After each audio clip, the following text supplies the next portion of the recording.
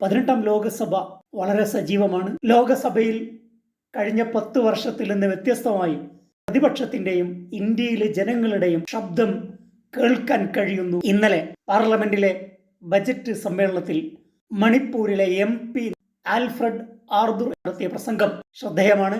എന്റെ സ്റ്റേറ്റ് 15 മാസമായി കത്തിക്കൊണ്ടിരിക്കുകയാണ്, അതുകൊണ്ട് 15 മിനിറ്റ് സമയം എനിക്ക് അനുവദിക്കണം എന്ന് പറഞ്ഞുകൊണ്ടാണ് അദ്ദേഹം പ്രസംഗം ആരംഭിക്കുന്നത്. ഞാൻ ജനിച്ച് പഠിച്ച് വളർന്ന ഈ രാജ്യം വ്യത്യസ്ത ജാതി മത വിഭാഗങ്ങൾക്കൊപ്പം പഠിക്കുകയും ജീവിക്കുകയും ചെയ്തു. ഒരു ഘട്ടത്തിലും ഞാൻ ക്രിസ്ത്യാനിയാണ്, ഞാൻ ഹിന്ദുവാണ്, ഞാൻ മുസ്ലിമാണ് എന്ന ഒരു ഐഡന്റിറ്റി പറയാൻ നമ്മൾ നിർബന്ധിക്കപ്പെട്ടിരുന്നില്ല. ഐഡന്റിറ്റി വെളിപ്പെടുത്തേണ്ട ഒരു സ്ഥിതിവിശേഷത്തിലേക്ക് രാജ്യം എത്തിയിരിക്കുകയാണ്.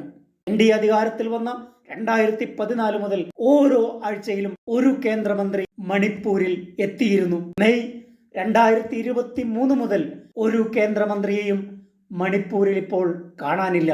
ഞങ്ങൾ ഇന്ത്യയിലെ പൗരന്മാരല്ലേ, എന്തുകൊണ്ടാണ് പ്രധാനമന്ത്രി മണിപ്പൂർ സന്ദർശിക്കാത്തത്? ദിവസവും ബൈറൻ സിംഗ് എന്ന് പറയുന്ന മുഖ്യമന്ത്രി സംസാരിക്കുന്നത് അടിപിടിയെപ്പറ്റി, കൊലപാതകത്തെപ്പറ്റി, ആക്രമണത്തെപ്പറ്റിയാണ്. ഇതാണോ എൻ്റെ രാജ്യം? മണിപ്പൂർ എന്ന ചെറിയ പ്രദേശത്ത് സമാധാനം കൊണ്ടുവരാൻ സാധിക്കാത്ത നിങ്ങൾക്ക് എങ്ങനെ ഈ രാജ്യത്ത് സമാധാനം കൊണ്ടുവരാൻ സാധിക്കും? ഞാൻ നാഗാ കമ്മ്യൂണിറ്റിയിൽപ്പെട്ട ആളാണ്. എൻ്റെ പൂർവ്വപിതാക്കൾ ഈ രാജ്യത്തിന് വേണ്ടി പടപൊരുതി ധീര രക്തസാക്ഷിത്വം വഹിച്ചവരാണ്. അവരൊക്കെ ജീവാർപ്പണം നടത്തിയത് തമ്മിൽ തല്ലുന്ന, കലാപമുണ്ടാക്കുന്ന ഒരു രാജ്യത്തിന് വേണ്ടിയല്ല. നാഗാ കമ്മ്യൂണിറ്റി ഈ പ്രശ്നത്തിൽ കുക്കി സമുദായത്തോടോ മെയ്ത്തി സമുദായത്തോടോ ചേർന്നിട്ടില്ല. ഒരു പക്ഷത്തും ചേരാതെ സമാധാനം സ്ഥാപിക്കാൻ ഞങ്ങൾ ആഗ്രഹിക്കുന്നു. നാഗാ കമ്മ്യൂണിറ്റിയിൽപ്പെട്ട ആളുകളെ നിങ്ങൾ അവിടെ അയക്കൂ, ഞങ്ങൾ സമാധാന ശ്രമങ്ങൾക്ക് നേതൃത്വം നൽകാം. പക്ഷേ ഇന്ന് വരെ പ്രധാനമന്ത്രിയോ ആഭ്യന്തരമന്ത്രിയോ അത് ചെവിക്കൊണ്ടിട്ടില്ല.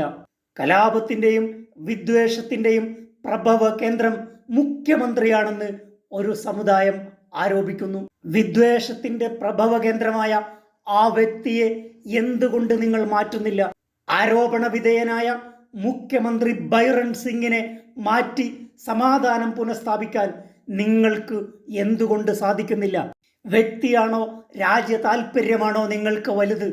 രാജ്യത്തിൻ്റെയും ജനങ്ങളുടെയും താല്പര്യമാണ് വ്യക്തി താല്പര്യങ്ങളെക്കാൾ വലുതെന്നാണ് എൻ്റെ രാഷ്ട്രീയം എന്നെ പഠിപ്പിച്ചിട്ടുള്ളത്. രാജ്യത്തെ പ്രധാന പ്രതിപക്ഷ കക്ഷികളുടെ നേതാക്കൾ മുഴുവനും മണിപ്പൂർ സന്ദർശിച്ചു. സ്റ്റാലിൻ വന്നു, മമതാ ബാനർജി വന്നു, എല്ലാ നേതാക്കളും മണിപ്പൂർ സന്ദർശിച്ചു. എന്നിട്ടും പ്രധാനമന്ത്രി നരേന്ദ്രമോദി മണിപ്പൂരിൽ വരുന്നില്ല. ഞങ്ങൾ ഇന്ത്യൻ പൗരന്മാരല്ലേ? ഇതാണ് പ്രധാനമന്ത്രിയോട് എനിക്ക് ചോദിക്കാനുള്ളത്. ആൽഫ്രഡിന്റെ വികാരനിർഭരമായ പ്രസംഗം സ്പീക്കർ ഉൾപ്പെടെയുള്ളവർ സാഗൂതം ശ്രവിക്കുകയുണ്ടായി. അവിടെയുള്ള പ്രശ്നങ്ങൾക്ക് മുഴുവൻ കാരണം മുഖ്യമന്ത്രിയും BJPയും നരേന്ദ്രമോദി ആഭ്യന്തരമന്ത്രിയുമാണ് എന്ന കാര്യത്തിൽ സന്ദേഹമില്ല. മറ്റൊരു വിഷയവുമായി അടുത്ത എപ്പിസോഡിൽ. Thank you.